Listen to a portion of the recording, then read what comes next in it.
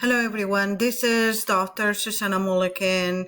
I am a doctor, PhD of natural and healing science, alternative therapy by University of Quantum University in Hawaii. And today I'm gonna talk about the coronavirus just to give some information. I think a lot of people have a lot of different questions. I know that we all worry about what's going on all over the world about this pandemic, but I wanted to walk you through some of the information, hopefully alleviate some of the doubts that you have. I know myself, I'm extremely worried right now. I have family in Spain, and I know they're going through right now a higher number of cases of the coronavirus. And it seems that here in the States, a couple of days ago, President Trump decided to close down the borders. Don't let any international trips or travel, any kind of immigrants go through the United States and vice versa, to kind of reduce the impact that the coronavirus has in our economy as well. But I wanted to go through and kind of explain what is the coronavirus, some of the symptoms, what you should do if you get sick, and other things that you might know how to think about, give you some resources and information, and kind of walk you through some of the websites and information that I found. So here we go. So this is how the coronavirus looks like. We have seen, I know that Rochester and laboratories of Rochester got different pictures on March 13th the other day. I'm guessing from some of the blood of different patients had coronavirus, and I will be showing those in a little while. We're going to talk about the difference between a pandemia versus an epidemia. So an epidemia is when it's a disease that is in a community, a population, population or region that is very specific. Sometimes it doesn't really matter if it's like really large or small, but it is localized in a region in itself. A pandemic, as you know now, is when an illness or a virus or something that's bacteriological is at a worldwide level and affects at least two or more continents or in different countries, like it is with the coronavirus. So what is COVID-19? So the coronavirus pandemic is a pandemic of what is called the coronavirus disease or COVID-19. It is also called the SARS-CoV-2. The disease, as we all know right now, was first identified in Wuhan, Hubei in China in December of 2019. And I wanted to tell you a little bit about the difference between a virus and a bacteria. So the treatment, of course, is different for a virus than a bacteria. And I have put it in Spanish too, because I know there are some people that might be watching this Spanish. So I'll try to translate after this. But the treatment is with antivirals for viruses, whether with bacteria, with antibiotics. And normally viruses are smaller and they live in the UV frequency, whether bacteria lives more in the visual spectrum, which is like pretty much light, normal natural light. The bacteria are normally between 0.5 and 5 micrometers. And the viruses, as far as reproduction, viruses attack other cells for reproduction. Whether bacteria will reproduce using mitosis and meiosis, which are divisions of cellular divisions of the cell. The kind of infection is also different. So the viruses normally go into the organism by destroying the cells of the organism, whether the bacteria will go through metabolic processes, sometimes through environmental or toxins that enter our body. Also, we will see that viruses and bacteria have differences in their structure. Normally, a bacteria have pili or flagellum, and virus normally has a capsule or nucleus of RNA, which is much stronger.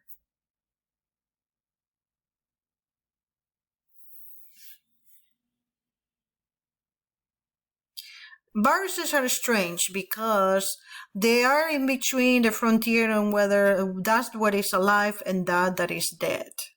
For one part, they normally find themselves floating in the air, or it can be in the surface of a door, and normally they stay inert. That means that they just are. They're not until there's not what we call infection. They just like normally inert. They can also be alive like a rock. But if they enter in contact with a plant or animal or bacteria that are adequate in direction and action, they can infect and empower all the cells. And a virus instead is basically an agglomeration, very small, of general genetic material. It could be DNA or RNA, and they have a cover or membrane, which is viral capsize. And these membranes are made with proteins that are normally called capsomeres.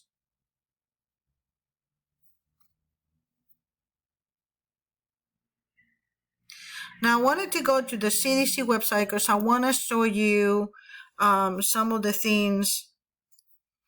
The CDC has done a pretty good job at explaining information, what things to do. And I know you already heard because I know that in countries like Italy and Spain, I know my mother told me that they have the TB 24/7, which is too much. I think it's also affecting the population. Obviously, everybody's really nervous about it. Just remember to keep cool and don't panic.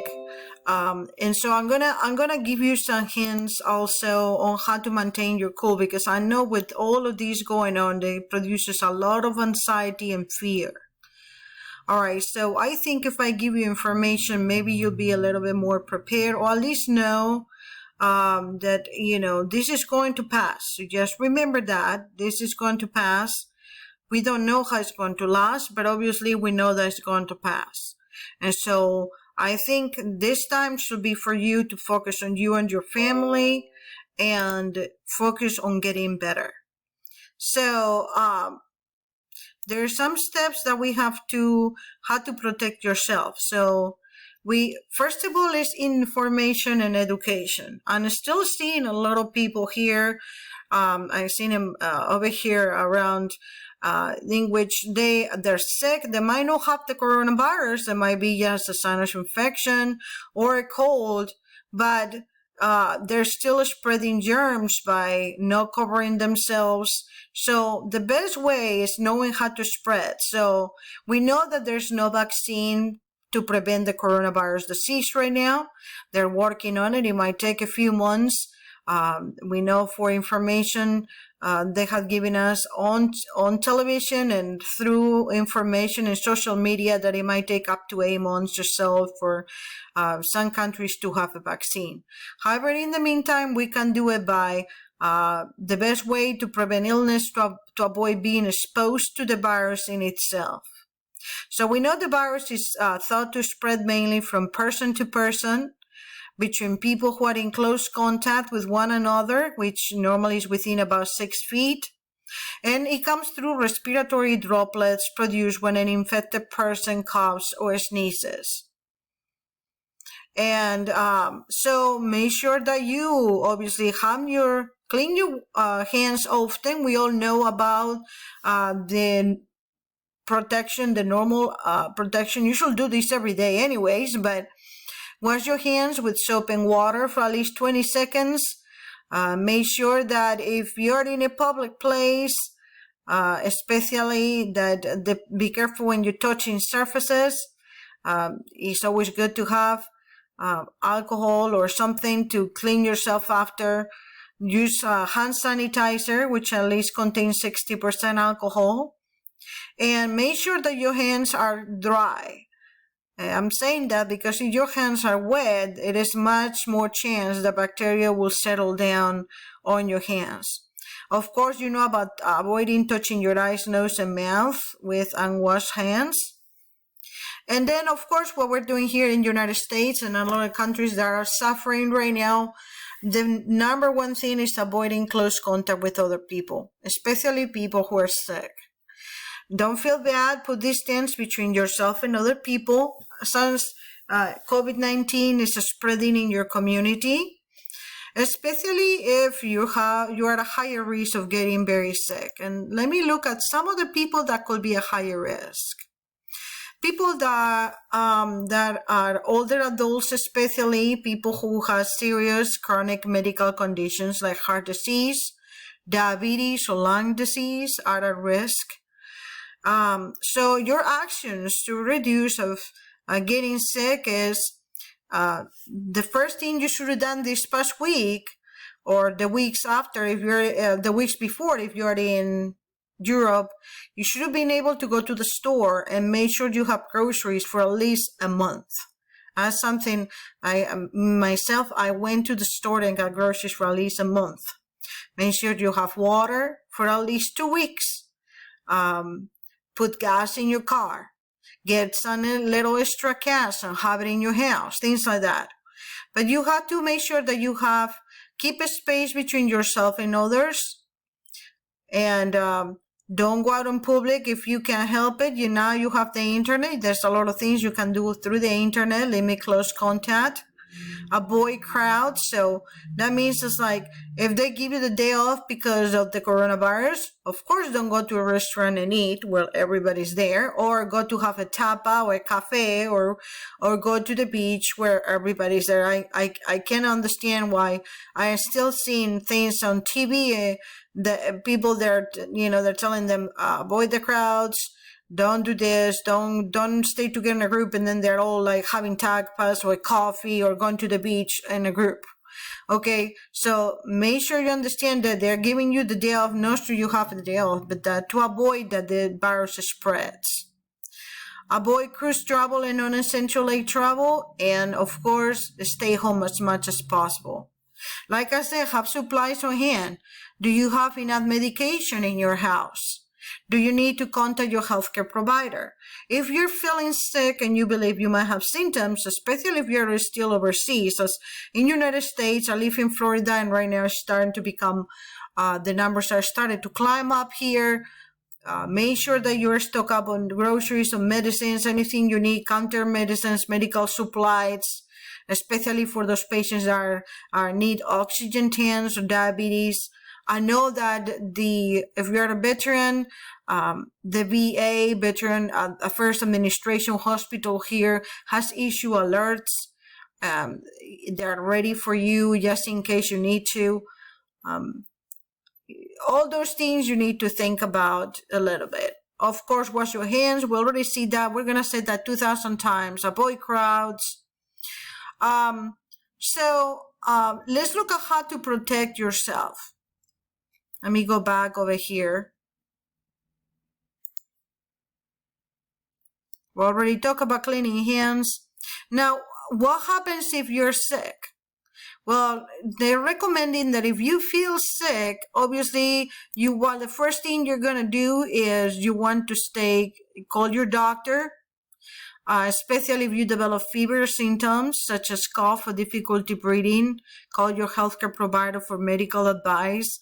Depending on the area that you are, you might have the ability for you to take a test. I believe they come to your house. Overseas, I know in Spain, they come to your house. There are 2 lines to call. And here in the United States, I'm not really sure about the test yet. I know that they might be able to do blood tests if you go to a hospital. But I'm not really sure if they go home by home. It might depend on the communities. I think it's probably starting right now. So stay home. It says people who are mildly ill with COVID-19 are able to isolate at home during their illness. Restrict your activities. Avoid public areas like work or school. Avoid public transportation.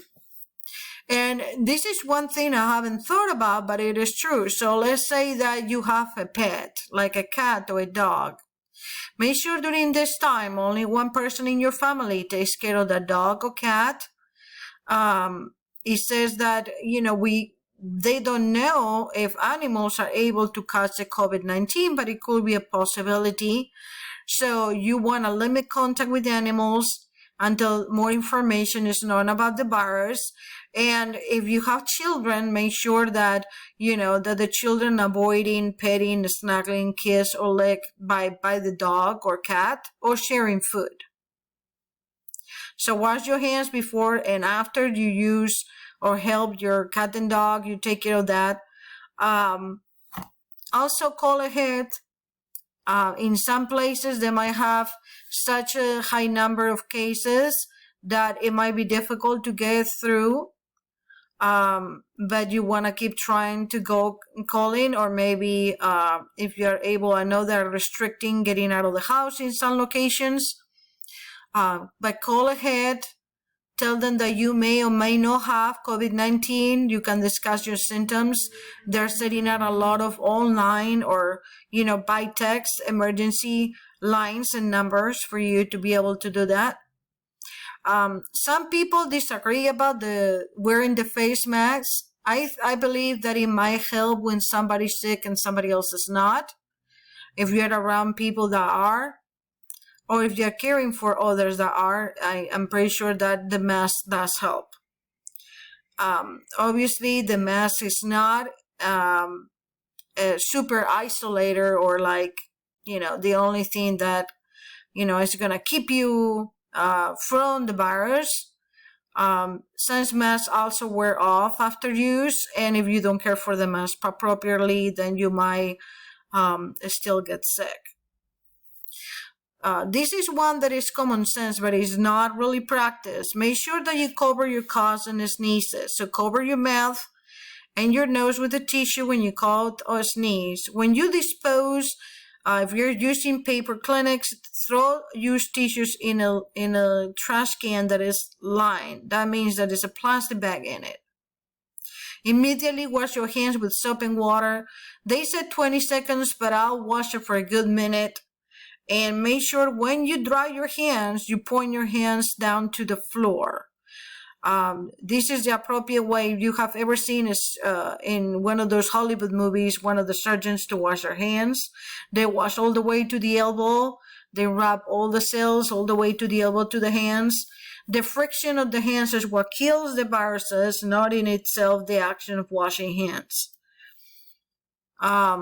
And of course, avoid sharing personal household items. If somebody in your house is sick, I would recommend to change bed sheets frequently. That will help to make them feel better, and also you are getting rid of some germs.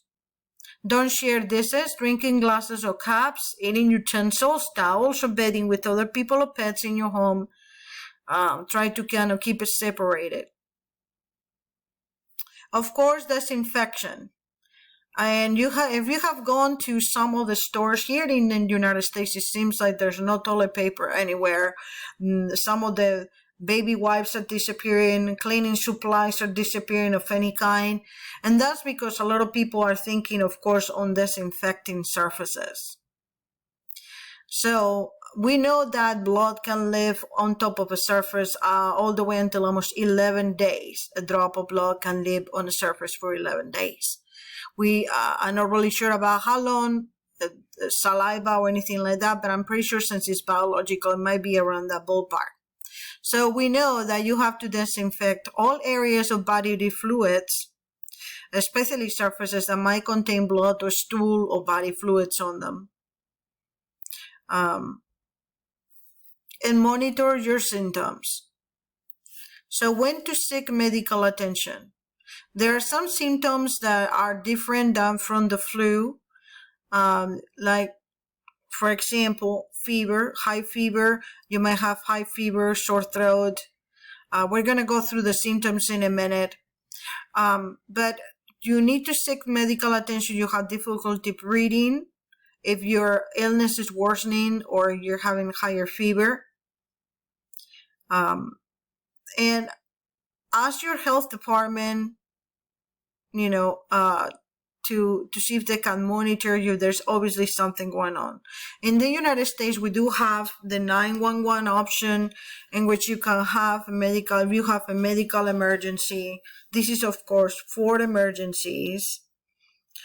And let's talk about the symptoms. What are the symptoms?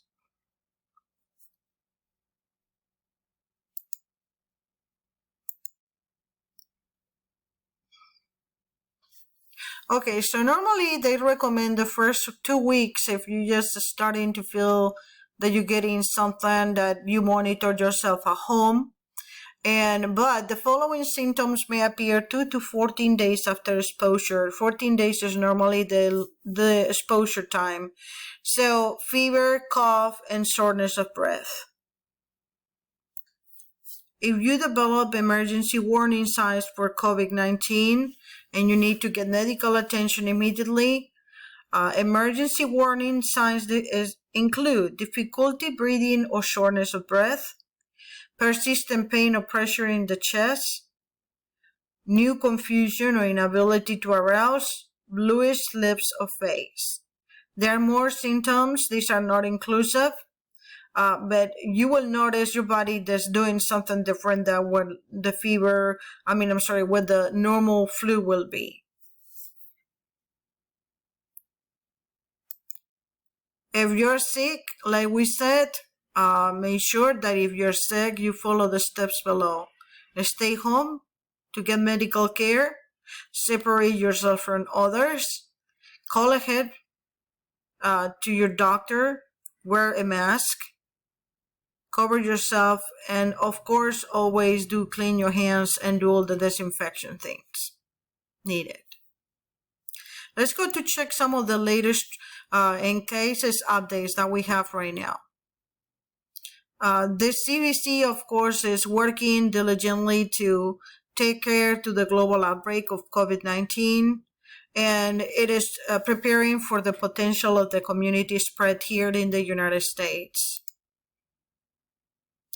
Let's look at the cases in the United States, and then we'll talk about the pandemic, where places they are in the world. So right now, COVID-19, U.S. has 1,629 cases. Out of those, 41 are total deaths. And they have jurisdiction in 46 states and the District of Columbia. So, it tells you what kind of data. This comes from January 21st. And of course, there's some people still that are being repatriated to the United States from Wuhan, China, and Japan. And 138 were travel-related, 129 were close contact. There's 1,300 that are still under investigation. As you can see, this is a legend of the United States. Over here in Florida, we have 21 to 50 cases reported, 31, but they don't know how it has been transmitted. And we can see it's normally in the yellow over here. Let's go to California. In California, they have more cases, and there's community transmission in between them. Community transmission undetermined. So as you can see, depending on the different areas, you can see the legend over here.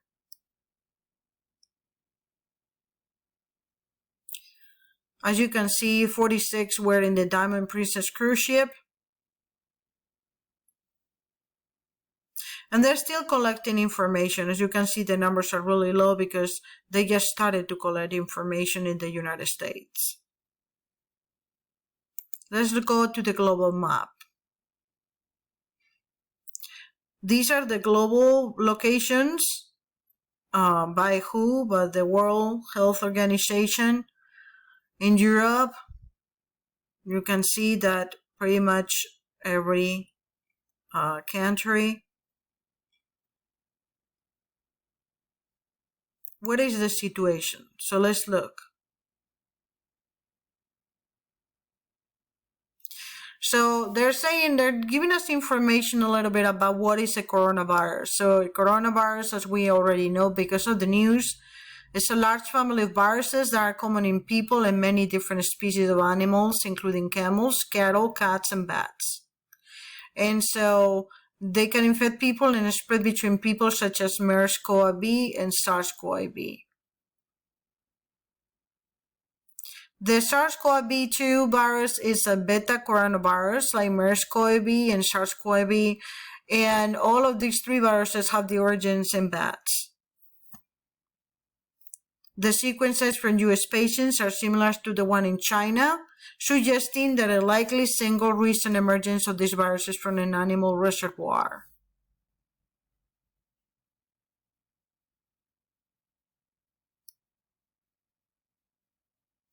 So how bad it is, the severity of these cases? It is not fully known yet as they're collecting information, but we have cases in which somebody will get COVID-19. It will be very mild with almost no symptoms, to very severe, including illness resulting in death. So let's look at this report, which comes out of China, and see.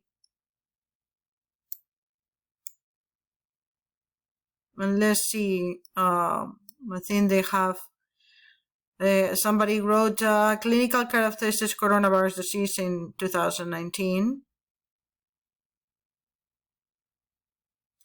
And they're talking about 1,000 patients that were confined or confirmed of COVID-19 from 552 hospitals in 30 provinces. And this is mainland China through January 29th of 2020. The median age of the patients are 47 years old. So 41% of the patients are 47 years old. And most of the patients were female. Only 1.4% die. 72.3% have contact with residents in Wuhan, including 31.3% who didn't visit the city. And these are the most common symptoms they presented. Fever, 43%. And then that went increased to 88% during hospitalization. Cough, 67%. Diarrhea was very uncommon. But it was an incubation period, a median incubation period of 4 days.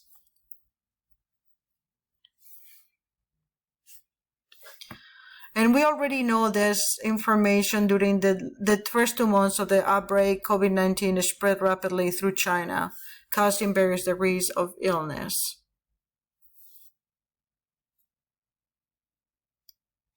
All right, so you can see, since you have the information here, you can read more.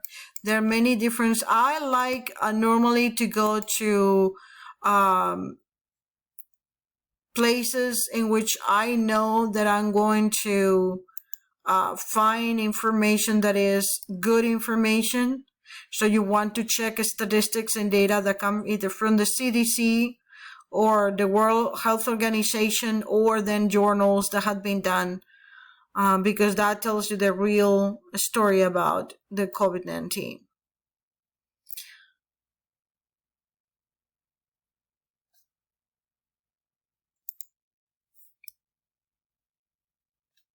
We know that the front lines are in China, and as the virus moves around the world, you can see that, people traveling all over the world are already taking measures. They're coming back home.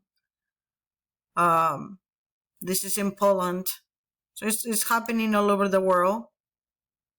I know that this happened in giant supermarkets all across the U.S., in which the shoppers have been clearing store shelves of cleaning supplies and groceries.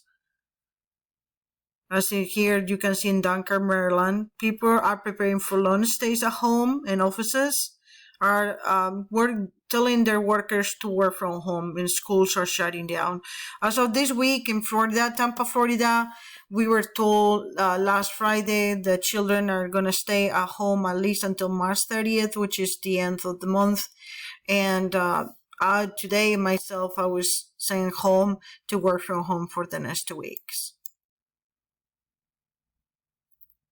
Now, we know that the virus is wrecking, of course, all economies around the world, as the Dow Jones Industrial Average finished down about 2350 points at 10%. I know that I was myself looking into traveling last week. I was about to leave on vacation to go to Europe. I have everything already planned out. It was a disappointment, but I understand that, that this is a pandemic, obviously. And when I went to check the difference between the dollar and the euro had gone down 25%. I never seen the euro so low before. In March 11, WHO declared a pandemic, or the World Health Organization, led by Maria Van Kerkhove, talks during March 11 daily press briefing on COVID-19 at WHO headquarters in Geneva. At the briefing, the Director General Tedros Adhanom announced that the coronavirus outbreak can now be characterized as a pandemic. Sporting events are canceled. Make sure that make sure that you are not in large groups of people. I know that in New York, in New Rochelle, New York, on March 10, the city just north of Manhattan has become the state's largest source of COVID-19 infections, prompting Governor Andrew Cuomo to announce the officials will be implementing a 1-mile radius containment area around the epicenter of the outbreak to try to halt the spread of coronavirus. As we can see in many places, and already it's happening in the United States, people are staying at home. And so you can see that everybody's going to try to stay at home to protect themselves from coronavirus. So social isolation tends to be the norm everywhere around the world now. Of course, the stocks are still sinking, unfortunately.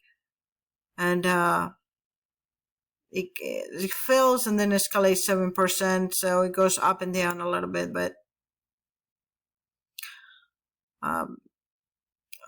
during this time of uncertainty, in which you want to trying to protect your family, in the United States we have other options, like buying weapons and whatnot. Every individual can do whatever they think is best to protect themselves.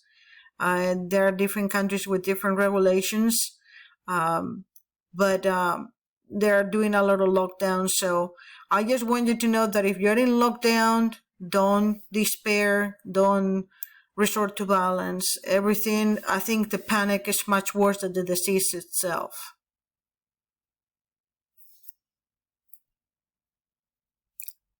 It's a picture for southern Italy, in which they were checking bus passengers March 8th. In Italy and Spain and other places in which the deaths of coronavirus and the numbers are escalating, the governments are starting to take control over transportation and cleaning buses or trains in order to reduce some of the spread of contamination. As you can see, all the streets are empty. Some borders are getting closed down as countries try to close down to the coronavirus, such as Israel, which closed the border with Egypt. And the cruises on hold. A lot of the travel and travels and tourism industries going down the tubes too, unfortunately. There are different students quarantined, bunch of Russian students in St. Petersburg, Russia. Ankara quarantines in Tehran. Tuscany tents. As you can see, the governments are setting up triage medical tents. This was in the Santa Maria Nuova hospital in Florence. And we always have information 24/7. I know this can be disrupting. So this is just my personal opinion, but if you have 5 channels and they're all talking about the coronavirus, and you're stuck at home, is a very difficult thing to deal with, because you're going to get anxiety from it, just watching so many news and worrying about what's going on.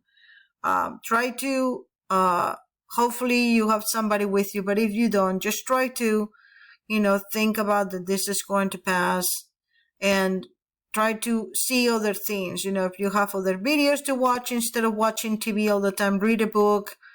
I know that you don't supposed to go down and walk around the street.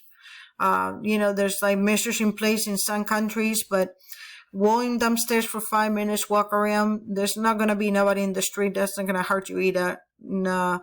So, just make sure that you don't,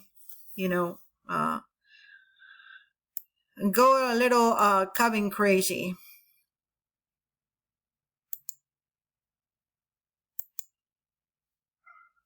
Of course, that morning, the Dr. Lee Winland, who was the one, the whistleblower that spoke about the rising cases of pneumonia in an online chat room, and probably saved quite a little bit of people. Unfortunately, keep us away February 6th as a result of the virus. More cruises, quarantine. And of course, this is Wuhan, which is still on lockdown.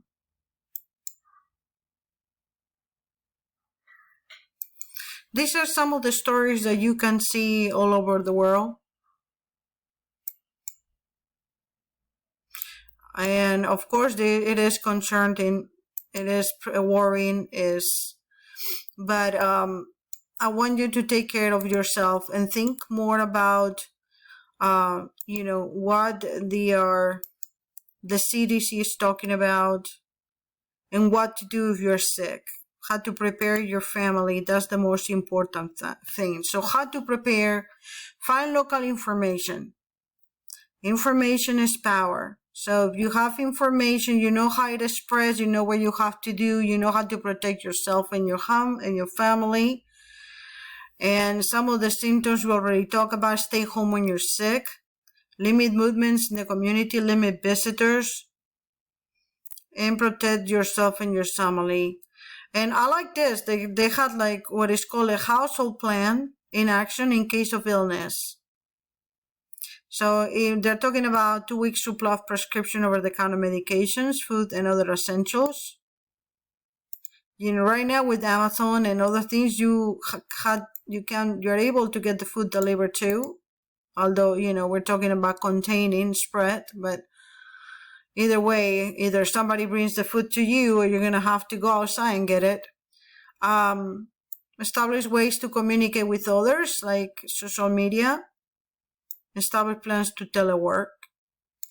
And childcare needs, and how to adapt to cancellation events. Now, this, I think, is a big one. As we experience the effects of a lockdown, we had to learn how to manage anxiety and stress. Fear and anxiety about a disease can be overwhelming and cause strong emotions in adults and in children. So coping with the stress will make you and the people you care about in your community stronger. We know that different people react to different situations. You might have a medical predisposition for sadness or fear or worry, or you must have suffered trauma previously that makes the situation much worse. So people who might respond more strongly to the stress of the crisis might include older people, of course, and people with chronic diseases, children and teens, people who are helping with the response to COVID-19, as they experience also the stress of taking care of others, and people who have mental conditions such as PTSD, abuse, addiction, or other problems. Some of the stress can include fear and worry about your own health and the health of your loved ones. This is all normal. Changes in sleep or eating patterns, difficulty sleeping or concentrating, worsening chronic health problems, increased use of alcohol, tobacco, or the drug. This is all problems, but if you're experiencing this, If you're somewhere you care about are feeling overwhelmed with emotions like sadness, depression, or anxiety, and if you have predisposition for this or have been diagnosed with PTSD or anxiety, here in the United States, make sure you call 911. If you are a veteran, please make sure that you call the hotline for VA. You can also call the Disaster Distress Helpline at 1-800-985-5990 or text Talk With Us to 66746. Taking care of yourself is important, and things that you can do to support yourself during this time. You can take breaks, like I was saying, take breaks from watching or reading or listening to news stories. I mean, if you're watching the news all the time about the coronavirus in 5 different channels, that's all you're going to think about all day long. So hearing about the pandemic repeatedly can be very upsetting. Take care of your body. So take deep breaths, stretch, meditate, try to eat healthy, drink water, exercise, get plenty of sleep, avoid alcohol and drugs. Make time to unwind. Try to do some activities that you enjoy, especially with children. Connect with others. And reduce stress for yourself and others. Helping, sometimes giving information to other people might help to reduce, like I'm doing right now, right? May help reduce how you feel about something. And for parents, I'm going to give you some tips on how to reduce some of the problems or worries associated with children. So normally children tend to react on how adults react. So if they see adults panic, then children normally tend to panic. If you seem calm and confident, this is the best thing that you can do to support your children. Not all children and teens will respond to stress the same way. Some changes might be more crying or irritation in younger children, returning behaviors they have outgrown, excessive worry or sadness, unhealthy eating or sleeping, acting out, poor school performance, avoiding school, although right now they're going to be at home, but some of them might need to continue their studies.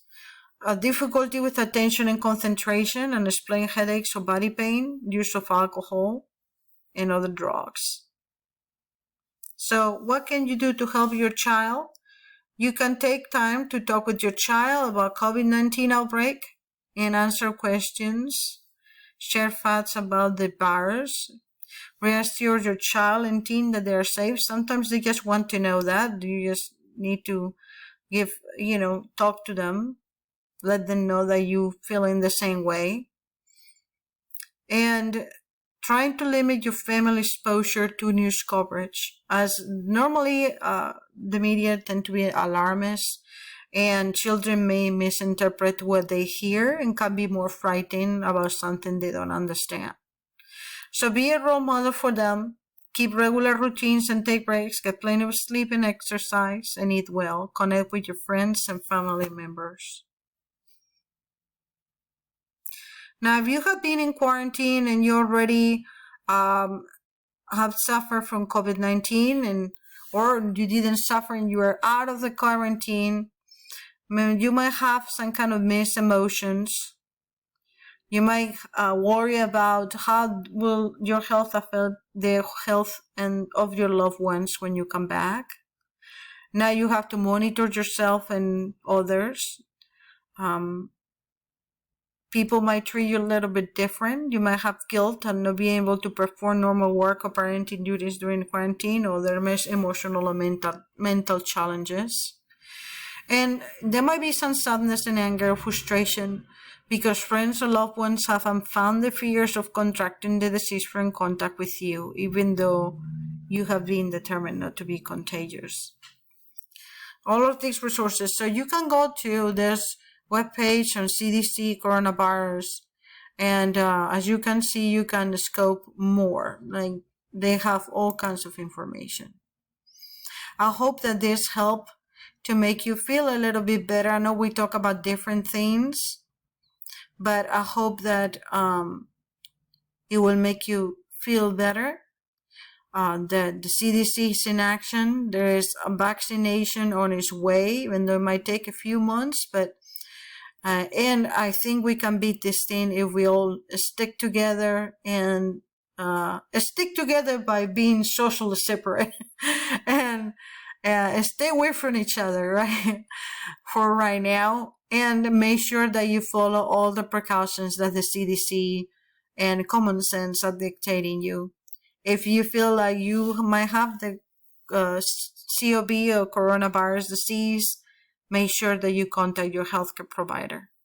I hope that you found this enjoyable, and if you have any questions, feel free to reach me at reallifegenius@gmail.com. Thank you. Have a great day.